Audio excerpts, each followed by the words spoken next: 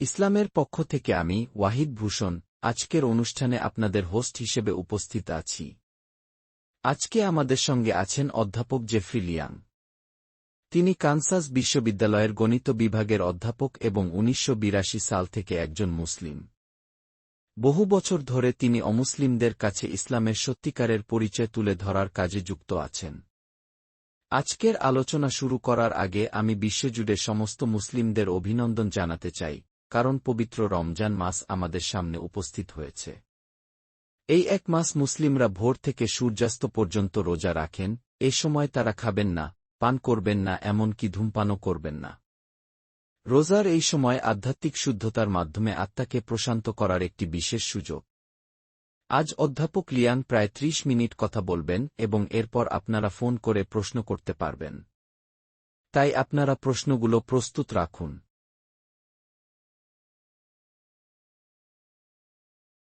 আমি যখন প্রথম মুসলিম হলাম, তখন আমার হৃদয়ে যেন অদ্ভুত এক শক্তি, আনন্দ এবং শান্তি অনুভব করলাম। এক নতুন বিশ্বাসের আলোতে আমি বদলে গেলাম। যারা নতুন কোনো ধর্ম গ্রহণ করেন, তাদের মতো আমিও এক গভীর উচ্ছ্বাসে ভরে উঠেছিলাম। তাই সিদ্ধান্ত নিলাম যে আমার নতুন বিশ্বাসের আনন্দ আমি এমন লোকদের সঙ্গে ভাগ করব, যারা আমাকে বুঝতে পারবেন। আমি প্রথমবারের মতো মসজিদে যাওয়ার প্রস্তুতি নিলাম।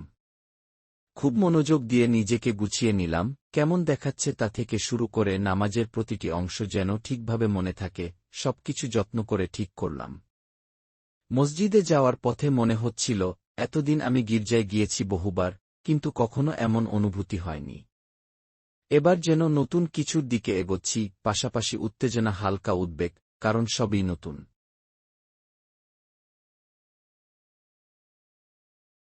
মসজিদে ঢুকে দেখলাম একটা বড় ঘর, সবাই পুরুষ।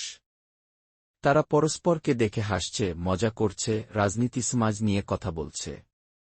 কিন্তু আমি যখন ভেতরে ঢুকলাম, তখন সবাই একবার তাকিয়ে দ্রুত দৃষ্টি সরিয়ে নিলে।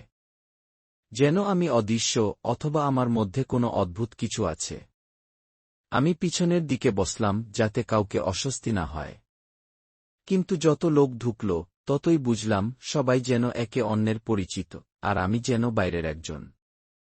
কেউ আমার দিকে তাকালেও দ্রুত চোখ সরিয়ে নিচ্ছে। নিজেকে মনে হলো কোনো রোগী, যার কাছ থেকে সবাই দূরে থাকতে চায়। নামাজ শেষ হল ৪ থেকে ৫ মিনিটে, সবাই বেরিয়ে যেতে লাগল। আমি চেষ্টা করলাম কারো সঙ্গে চোখ মেলাতে, যাতে কথা শুরু করা যায়, কিন্তু কেউ আগ্রহ দেখাল না। ভাবলাম হয়তো আমি একজন অচেনা মানুষ, তাই সবাই কিছুটা সংকোচ করছে। তাই আরেকবার চেষ্টা করলাম, আবার গেলাম। কিন্তু প্রতিবার একই অভিজ্ঞতা, কেউ এগিয়ে আসছে না, কেউ কথা বলছে না, সবাই আমাকে এড়িয়ে চলছে। তাই একসময় সিদ্ধান্ত নিলাম, আমি আর কখনো যাব না।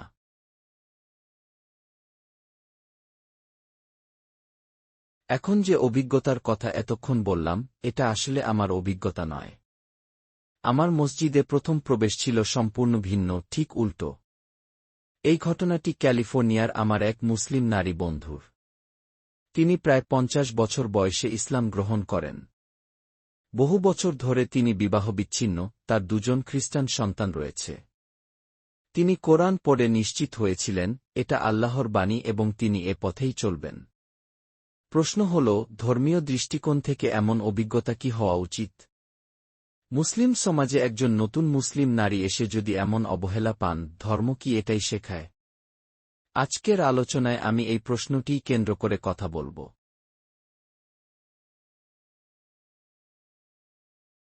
আমাদের প্রিয় নবী মুহাম্মদ সাল্লাল্লাহু আলাইহি ওয়াসাল্লাম তার শেষ হজে সময়ে তার উম্মতকে বিশেষভাবে নির্দেশ দিয়েছিলেন, নারীর অধিকার সংরক্ষণ করতে হবে, তাদের মর্যাদা রক্ষা করতে হবে। আজকের দিনে বহু মানুষ জিজ্ঞেস করে, আমরা কি সত্যিই সেই নির্দেশ মানতে পেরেছি?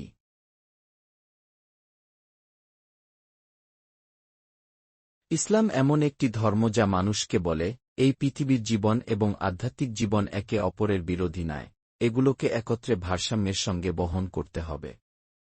তাই ইসলাম একটি সভ্যতা নির্মাণকারী শক্তি। বহু সময় মানুষ মুসলিম সংস্কৃতিকে ইসলাম ভেবে ভুল করে। কিন্তু সংস্কৃতি আর ধর্ম এক নয়। মানুষের ভাবনা ভুল হতে পারে, কিন্তু আল্লাহর নির্দেশ ভুল নয়। ইসলাম নিজেকে ঘোষণা করে, এটি সব যুগের, সব জাতির, সব মানুষের জন্য একটি দিক নির্দেশনা।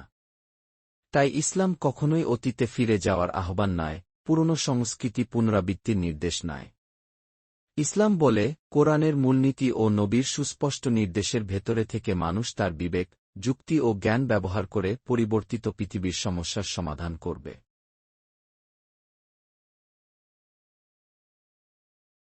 নবী সাল্লাল্লাহু আলাইহি ওয়াসাল্লাম যখন একজন সাহাবীকে ইয়েমেনের গভর্নর হিসেবে পাঠাচ্ছিলেন, তিনি জিজ্ঞাসা করলেন, তুমি কিভাবে মানুষের বিচার করবে? সাহাবী বললেন, কোরআন দ্বারা। নবী আবার জিজ্ঞেস করলেন, যদি কোরআনে বিষয়টি না পাও? তিনি বললেন, আপনার সুন্নাহ দিয়ে বিচার করব। নবী তৃতীয়বার জিজ্ঞেস করলেন, যদি সেখানে ও না পাও? সাহাবী বললেন, তাহলে আমি নিজের বিবেক ও যুক্তি ব্যবহার করব। নবী তখন সন্তুষ্ট হয়ে তাকে পাঠিয়ে দিলেন।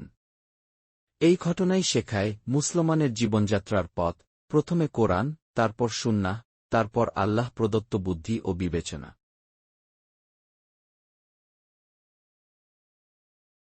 আজ আমি যে আলোচনা করছি, এটি ভবিষ্যতের মুসলিম সমাজ, বিশেষ করে নারী ও পুরুষের সম্পর্ক এবং সামাজিক ভারসাম্য নিয়ে।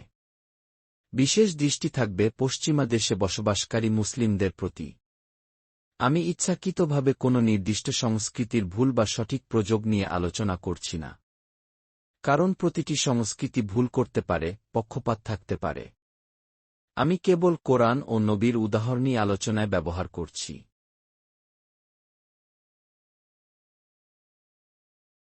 অনেক বক্তৃতায় প্রায় ইসলাম আগমনের আগের খ্রিস্টান, ইহুদি, রোমান বা পার্শ্ব সমাজে নারীর অবস্থা নিয়ে তুলনা করা হয়। কিন্তু আমার উদ্দেশ্য আজ সেটা নয়।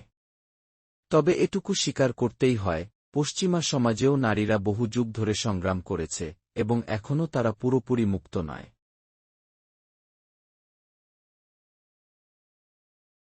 আজকের ইতিহাসবিদরা বলেন, সপ্তম শতকের তুলনায় কোরআনের বার্তা ছিল অত্যন্ত অগ্রগামী। ইসলাম নারীদের যে অধিকার দিয়েছিল, যেমন সম্পত্তির অধিকার, বিবাহ ও তালাকের অধিকার, উত্তরাধিকার, সামাজিক মর্যাদা, এসব পরবর্তীকালে অনেক অঞ্চলে হারিয়ে গেছে সংস্কৃতির অনুপ্রবেশে। Jane I. স্মিথের woman in contemporary Muslim society বা Middle Eastern Muslim woman speak এর মতো বইগুলোতেও এই সত্য উঠে এসেছে।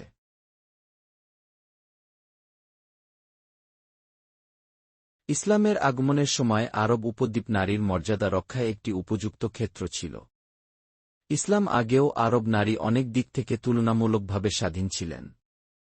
তারা প্রস্তাব দিয়ে বিয়ে করতে পারতেন, তালাক দিতে পারতেন, সম্পত্তি মালিক হতে পারতেন, এমনকি যুদ্ধে অংশ নিতে পারতেন। তবে এর অনেক কিছুই উপজাতীয় মর্যাদার ওপর নির্ভর করত, সব নারী সমান ছিল না। ইসলাম এসে এসব অধিকারকে সর্বজনীন করে দেয়, আইন হিসেবে প্রতিষ্ঠা করে।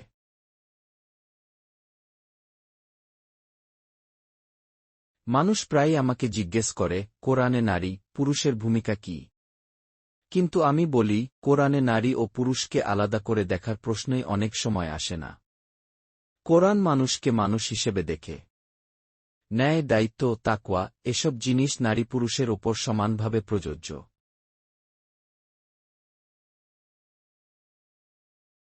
আমি যখন কোরআন পড়তে শুরু করি, তখনই লক্ষ্য করি, এ ধরনের অসংখ্য আয়াত রয়েছে যেখানে পুরুষ ও নারীকে সমানভাবে সম্বোধন করা হয়েছে। উদাহরণ হিসেবে বলতে পারি, এক জায়গায় আল্লাহ বলেন, পুরুষ যারা আল্লাহর কাছে আত্মসমর্পণ করে, আর নারী যারা আত্মসমর্পণ করে, পুরুষ যারা ঈমান আনে, নারী যারা ঈমান আনে, পুরুষ যারা আনুগত্য করে, নারী যারা আনুগত্য করে, পুরুষ যারা সত্য কথা বলে, নারী যারা সত্য কথা বলে, পুরুষ যারা নম্র, নারী যারা নম্র, পুরুষ যারা দান করে, নারী যারা দান করে। এইভাবে পরিষ্কার জানিয়ে দেওয়া হয়েছে যে দায়িত্ব, কর্তব্য, মর্যাদা ও পুরস্কারের ক্ষেত্রে আল্লাহর কাছে নারী পুরুষ সমান। এই আয়াত পরেই আমার কাছে পরিষ্কার হয়ে যায় যে ইসলাম নারীর ও পুরুষের আধ্যাত্মিক অবস্থানকে সমান মর্যাদায় স্থাপন করেছে, এবং পরকালে উভয়ের জন্যই আল্লাহ ক্ষমা ও অসীম প্রতিদানের প্রতিশ্রুতি দিয়েছেন। এদিকে একই সময় পশ্চিমা বিশ্বের ইতিহাসে বহু বিতর্ক চলছিল, কখনো কখনো এমন সম্মেলন পর্যন্ত হয়েছে যেখানে আলোচনা হয়েছে নারীর আত্মা আছে কি নেই। এই তুলনা আমাকে আরও বেশি বিস্মিত করেছে, কারণ কোরআন তখনই এমন ন্যায়সঙ্গত অবস্থান ঘোষণা করেছিল।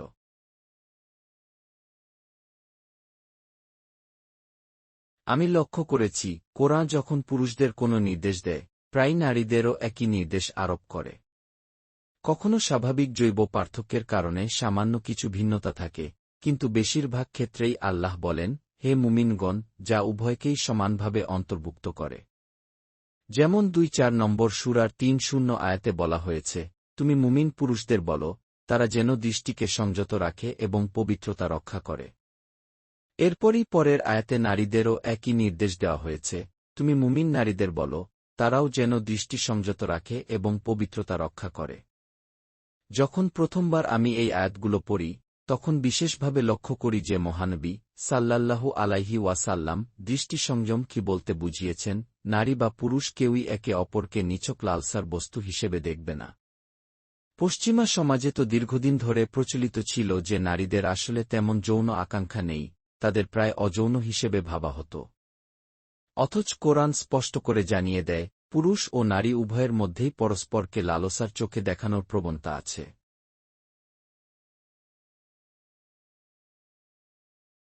এবং তাই উভয় পক্ষকেই সংযমী হওয়ার নির্দেশ দেওয়া হয়েছে। এ বিষয়টি আমার কাছে অত্যন্ত আধুনিক ও ভারসাম্যপূর্ণ মনে হয়েছে।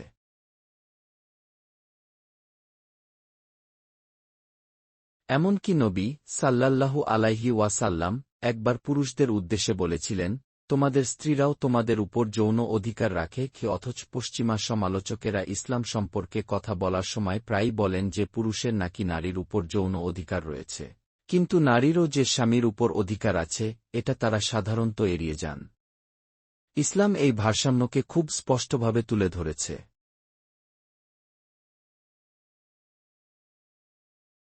আরেকটি আলোচিত আয়াত হল সূরা নিসার ৩৪ নম্বর আয়াত, যেখানে বলা হয়েছে, যদি কোনো স্ত্রী বড় ধরনের কোনো অপরাধ বা বিদ্রোহের পথে যায়, তবে স্বামী কিভাবে তা মোকাবিলা করবে।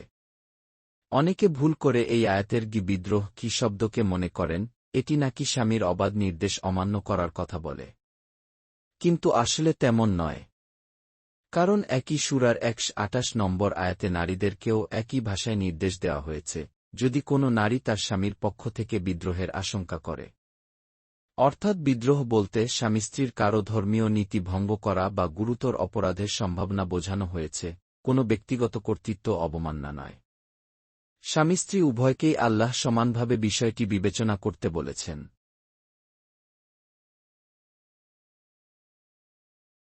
আমি আরও অবাক হয়েছিলাম সূরা তাওবার ৯-৭১ আয়াতে, যেখানে বলা হয়েছে, মুমিন পুরুষ এবং মুমিন নারী, তারা একে অপরের অভিভাবক, সহায় ও রক্ষক কি? প্রাক-ইসলামিক আরবে নিশ্চয়ই পুরুষদের বলা হলে যে তারা নারীদের রক্ষক, তারা সহজেই তা গ্রহণ করত। কিন্তু নারীরাও পুরুষের রক্ষক হতে পারে, এটা তখনকার সমাজে কল্পনাই করা যেত না। আজও বিশ্বের অনেক সমাজে মানুষ মনে করে পুরুষই হল রক্ষক, নারী কেবলই সুরক্ষার প্রার্থী। অথচ কোরআন উভয়কে সমান মর্যাদায় একে অপরের শক্তি হিসেবে তুলে ধরে।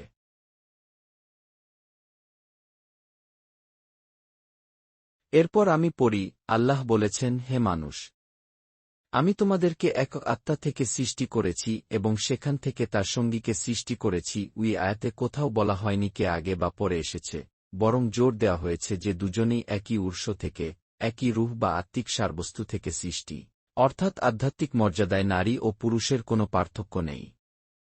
কোরআন প্রায়ই অপ্রয়োজনীয় বিতর্ক সরিয়ে দিয়ে আসল বিষয়ের দিকে দৃষ্টি দিতে বলে, এখানেও তাই করা হয়েছে। এছাড়া কোরআনের বিবরণে আদম ও হাওয়া উভয়ে প্রথম ভুলের জন্য সমান দায়িত্বশীল। বাইবেলে প্রায়ই নারীর উপর দোষারোপ করা হলেও ইসলাম উভয়কে সমভাবে দায়ী করেছে। আবার প্রি-ইসলামিক আরবে কিছু ভয়ানক প্রথা ছিল, কন্যা শিশু হত্যা, নারীদের তালাক দিয়ে আটকে রাখা কিন্তু তাদের তালাকের অধিকার না দেওয়া, নারীদেরকে উত্তরাধিকার থেকে বঞ্চিত করা। ইসলাম এসব অবিচার কঠোরভাবে নিষিদ্ধ করেছে।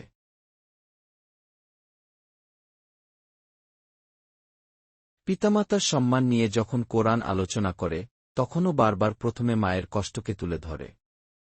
৪৬-১৫ আয়াতে বলা হয়েছে, আমরা মানুষকে নির্দেশ দিয়েছি সে যেন তার পিতামাতার প্রতি সদয় হয়। তার মাকে স্মরণ করো, যে তাকে কষ্টের পর কষ্ট সহ্য করে গর্ভে ধারণ করেছে এবং কষ্ট সহ্য করে জন্ম দিয়েছে। কি আবার ৩১-১৪ আয়াতেও বলা হয়েছে, তার মায়ের উপর ছিল তার দুধপানের 2 বছরের কষ্ট ও আমি লক্ষ্য করি, আল্লাহ মানুষকে নিজের প্রতি কৃতজ্ঞ হতে বলেন, আর সঙ্গে সঙ্গেই মায়ের প্রতি কৃতজ্ঞতার কথা মনে করিয়ে দেন। অনেকটা এভাবে একজন মানুষের তার মায়ের উপর যেমন সম্পূর্ণ নির্ভরতা থাকে, ঠিক তেমনভাবেই তার আল্লাহর উপর নির্ভরতা রয়েছে। নবী সাল্লাল্লাহু আলাইহি ওয়াসাল্লাম ও বহুবার বলেছেন, আল্লাহর দয়া মানুষের প্রতি অনেকটাই মায়ের সন্তানের প্রতি মমতার সঙ্গে তুলনীয়। এটি আমাকে গভীরভাবে ভাবিয়েছে, কারণ পশ্চিমা সমাজে ঈশ্বরকে প্রায়ই কেবল ফাদার ফিগার হিসেবে কল্পনা করা হয়, অর্থাৎ পুরুষ প্রতীকের মাধ্যমে। কিন্তু ইসলাম বলে, আল্লাহ কারও মতো নন, তার কোনো লিঙ্গ নেই, কোনো তুলনাও নেই। এই দৃষ্টিভঙ্গি আমাকে বিশেষভাবে আকর্ষণ করেছে।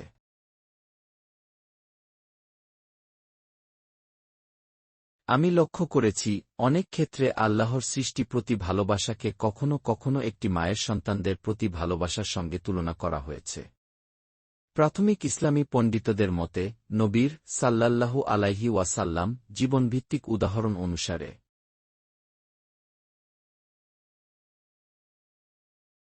স্বামীর কর্তব্য ছিল যদি সম্ভব হয়, তার পরিবারকে গৃহকর্মী প্রদান করা, আর যদি সম্ভব না হয়, তবে গৃহকর্ম ও শিশু পালন উভয়ই স্বামী-স্ত্রীর মধ্যে ভাগ করা উচিত। এটি শিশুর লালন পালনের গুরুত্ব ও শারীরিক ক্লান্তিকর কাজের প্রশংসা বোঝায়, যা উভয় পিতামাতার অংশ হওয়া উচিত।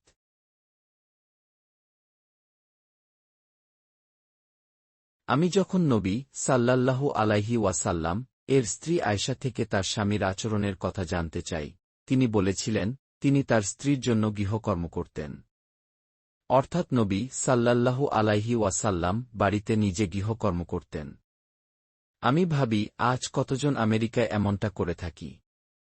আমার স্ত্রী প্রায়ই ভুলভাবে তাকে কি মিসেস লিয়াং বলে উল্লেখ করেন।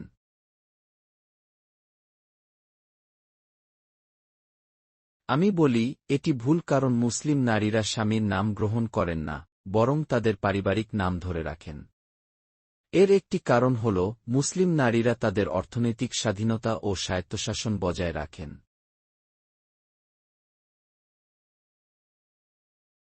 যেমন আমি আগে বলেছি, ইসলাম পুরুষ ও নারীদের সম্পত্তি অধিকার এবং ব্যবসা পরিচালনার অধিকার নিশ্চিত করে। এই অধিকারগুলো পশ্চিমা নারীদের জন্য সর্বশেষ শতাব্দীতে প্রযোজ্য হয়। কোরআনের একটি আয়াত সংক্ষেপে পারিবারিক অর্থনীতিকে ব্যাখ্যা করে। সূরা নিসা 34 নম্বর আয়াতে বলা হয়েছে, পুরুষরা মহিলাদের পূর্ণ রক্ষণাবেক্ষণের জন্য দায়ী।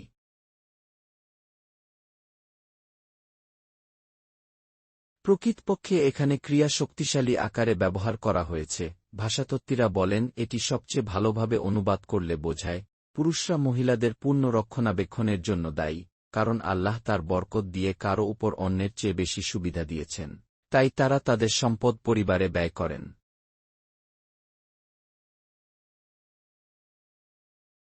কৌতূহলজনকভাবে, এই আয়াতকে কিছু প্রাচ্যতত্ত্ববিদ এবং অবাক হওয়ার মতো কিছু মুসলিম ব্যবহার করেছেন বলার জন্য যে কোরআন পুরুষদের স্বাভাবিকভাবেই মহিলাদের তুলনায় শ্রেষ্ঠ বলেছে। কিন্তু আসলে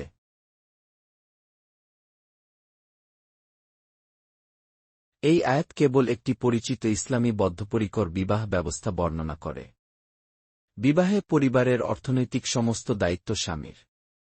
স্ত্রী যা উপার্জন করে বা উত্তরাধিকার সূত্রে পায়, তা সম্পূর্ণভাবে তার নিজস্ব এবং তাকে তার স্বামীর সঙ্গে ভাগ করতে উৎসাহিত করা হয় না, তবে চাইলে সে করতে পারে। অর্থাৎ স্ত্রীকে সম্পূর্ণ অর্থনৈতিক স্বাধীন রাখা হয়।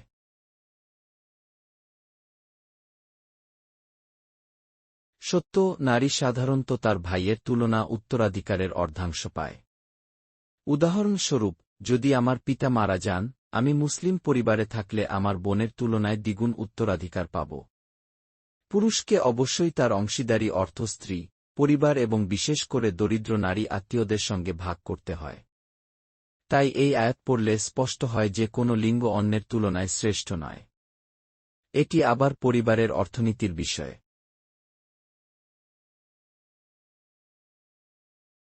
আয়াতটি বলে, পুরুষরা মহিলাদের পূর্ণ রক্ষণাবেক্ষণের জন্য দায়ী, কারণ আল্লাহ তার বরকত দিয়ে কারও উপর অন্যের চেয়ে বেশি দিয়েছেন, বিশেষত উত্তরাধিকার বিষয়ে। পুরুষরা তাই তাদের সম্পদ পরিবারে ব্যয় করেন। এটি মূলত উত্তরাধিকার বিষয়কে বোঝায়।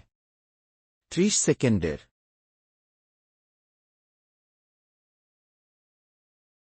সংক্ষিপ্ত আয়াতটিতে বলা হয়েছে, ঈর্ষা বা হিংসা করবেন না, আল্লাহ যে বরকত দিয়েছেন তা কারো ওপর অন্যের চেয়ে বেশি।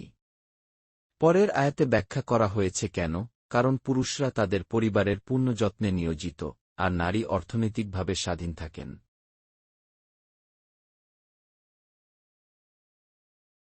এই আয়াতের সৌন্দর্য হল, এটি কখনও স্পষ্টভাবে বলে না যে আল্লাহ কার ওপর বেশি বরকত দিয়েছেন। ক্রমবিন্যাসে দেখা যায়, কিছু বরকত যেমন উত্তরাধিকার পুরুষদের বেশি হয়েছে।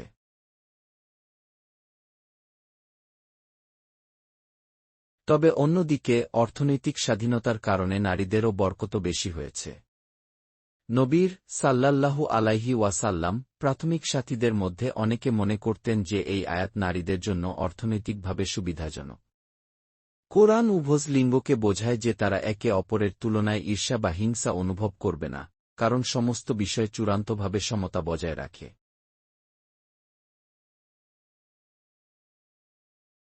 এই অর্থনৈতিক ব্যবস্থা নিশ্চিত করে যে বিবাহিত নারী সম্পূর্ণভাবে স্বামীর ওপর অর্থনৈতিকভাবে নির্ভরশীল না হন।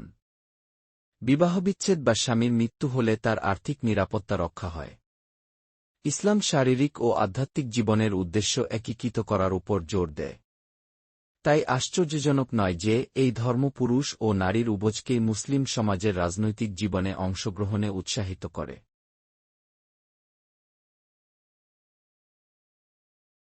নবী সাল্লাল্লাহু আলাইহি ওয়াসাল্লাম এর মৃত্যুর প্রথম শতাব্দীতে ইসলামী রাষ্ট্রের সম্ভাব্য রাজনৈতিক নেতাকে অনুমোদন দেওয়ার প্রক্রিয়া ছিল এক ধরনের বিশ্বাসের ভোট।